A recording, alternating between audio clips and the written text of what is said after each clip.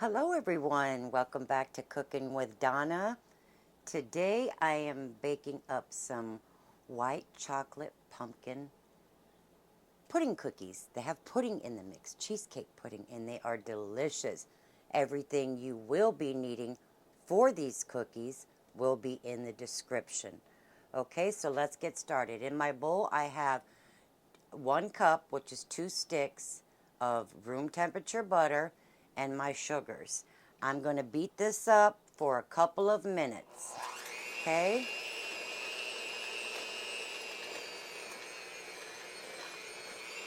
Well, I don't think y'all want to sit here and watch me beat this for 2 minutes, so I'm going to go ahead and turn this off while I get it all mixed up. I had to stop it right quick. I forgot my oil. All right, that helps moisten those cookies up. I don't have Curtis here to remind me. All right, we got that mixed up for a few minutes. Now I have, which I've changed this out a few times. I have my pumpkin. You're going to be using the 100% pumpkin puree, not pumpkin pie mix. You want the 100% pumpkin pie, can y'all see that there? Mix, or puree, I'm sorry, don't get the mix. But I switched this out a few times to get all that moisture off of that pumpkin. You want to get it dry as you can. And I'm going to put 1 egg in at a time. Some good vanilla. Now, you don't have to add food coloring, but adding some drops to it just shows pumpkin. I put probably, let's see, maybe 6, 7 drops, just to give it that prettier color. Now I'm going to mix this egg, then I'll throw the other one in and mix that one in.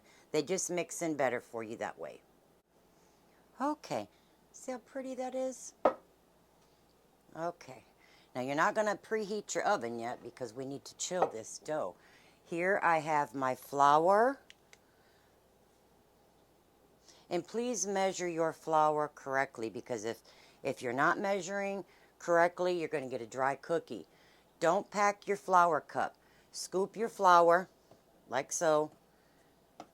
Get it on there and then just lightly level it off.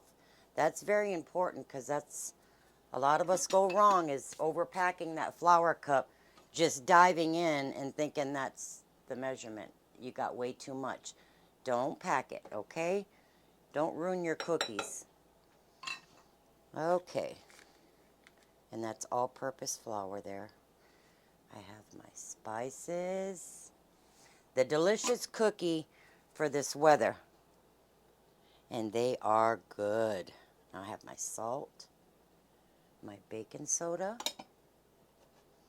Now here's my cheesecake pudding mix. This gives the cookies a wonderful texture. Helps with that flavor of that cookie. And I'm using a 3.4-ounce box, and it's the instant. And we're just going to get this mixed up. Okay, I have my dry ingredients mixed up. We're just going to pour it right in there, or you could do a little at a time. Make it easier on yourself. But don't overmix. Please, don't overmix your cookie dough. Just until everything gets mixed in. Okay? Now I just started mixing that in. I'm going to add my white chocolate. Now use some good white chocolate chips.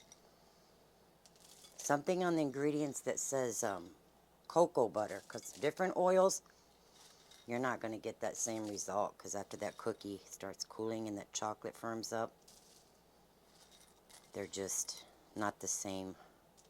I like to save a few for piercing the cookie, either when you're going to bake them or when they come out. Stud them with some of those chips. It just makes them look really pretty. So I'm going to get this mixed up until it's mixed, but not over mixed. Okay, I got that mixed up. Now this is going to go in the freezer. Now if you have room in your freezer or your fridge, you can make, I usually do on these ones 2 tablespoon sizes of dough. You could shape them into their little balls and put them on a baking sheet and chill them that way instead of trying to chill this through that way. Okay, that way it's much easier. Or if you don't have room, what I do is stick the bowl in there, put some saran wrap over it, and as it starts getting hard around the top, I'll take some off, bake that batch, and then I'll pull the dough out again while those are baking, and that's done chilled. Go that way, but definitely chill. Now this cookie dough is so much better. If you know you want these, make your dough the day before, stick it in the fridge, and take it out and let it take some of the chill off of it, because you don't want it really, really, really stiff, because then they won't spread out. So, and if you're not sure, bake 1 cookie at a time. And that goes for doneness as well if you're not sure, because you don't want to over bake these cookies. So sometimes baking 1 at a time can give you an idea how long to bake them. Ovens vary, so the cookies will vary. So you don't want to over bake them. You definitely want to do that, because these set up as they'll continue to cook and set up for you. They will look underdone and feel underdone, but trust me, they will set up. So we're going to get this chilled and we'll get some cookies going. Okay, I chilled mine for a half hour. I actually put it in the refrigerator just to let those spices set up in there, and it just changes the texture of the dough on the cookie itself by letting it sit. So I got my oven preheated to 350 Fahrenheit, and I'm just going to do 2 tablespoon scoops. See, and it's not real stiff. It's pliable where you can still work with it. With clean hands, I'm just going to roll these into little balls like that. Now, I like to stud mine with white chocolate chips as they come out.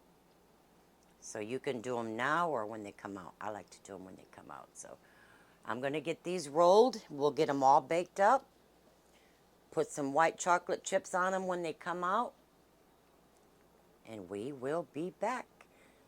Now, it depends on your oven. Normally mine take 14 to 15 minutes to bake at 2 table size. So keep an eye on your cookie. If you're not sure, bake 1 at a time. Let that cookie come out. Let it cool completely, because like I said, they're going to set up as they sit after they come out of the oven. So do like 1 test cookie. That way you don't overbake your whole batch or underbake. You can roughly get an idea how long to go with them. Mine usually go between 14 to 15. Okay, my friends, there are the delicious white chocolate pumpkin cookies. I think I got 26 of them. Mine baked at 15 minutes exactly. 15 minutes. Now, storing cookies is very important, and I always bring this up in my videos. You can put them in cookie jars or containers, but they're not going to keep as fresh. I take mine, let them cool completely, and I did stud these with my leftover white chocolate chips. I saved out maybe 1/3 of a cup when I added them to the cookie dough. And but make sure you do use some good white chocolate, as I had stated earlier. I'll put what I used in the description. But yeah, I got 26 of them. And if your cookie dough, after you chill it, and if your house is like cold, you don't got to put it back in the refrigerator, because you don't want to chill it too long, or they will not spread out any. And you can see how thick those are. Look here, I'll show y'all. See that? I don't even know if you can see. I always used to tell Curtis, can they see? I'm trying to see here. I don't know if y'all can see that cookie, but they're very moist. And the longer these cookies sit, and this is how I store them, after that chocolate on there, it's still melty, firms up, I'll bag each cookie individual and put them in a little sandwich bag, each cookie, or a couple. And then I'll take all these cookies and put them in a Ziploc bag, and they freeze well. And just leave them on the counter. That way that moisture in that bag from those cookies helps those cookies stay nice and moist. And they'll last for days. And they are so good. I'm going to get a bite of these. I hope you guys could see that while ago. Am I too close? With a nice cold glass of milk or hot cup of coffee. And they're so good. And the first day of these cookies sitting in the bag, the next day, they're even better. And I did want to bring up, oh, those are good. I did want to bring up to y'all that know Curtis well. He did graduate. He got through it, and he's already shipped off to tech school, so he'll finish that up and find out, I guess, where he's going. Hopefully I do. But there's the cookies. If I ever forget anything, I will put it in the description. I'm trying to think if there's anything else. I did tell you I baked mine for 15 minutes. Ovens vary. Yours could take a minute or two less or a minute or two more. They are bigger cookies, so they do require. Look how pretty those are. And you could put more food coloring if you wanted more of that pumpkin look. But until next time, we will see you all later. I thank you all for watching. If you're new to the channel, you like it, please like and subscribe. My store tab's below. Some nice merchandise on there. Until next time, I love you all.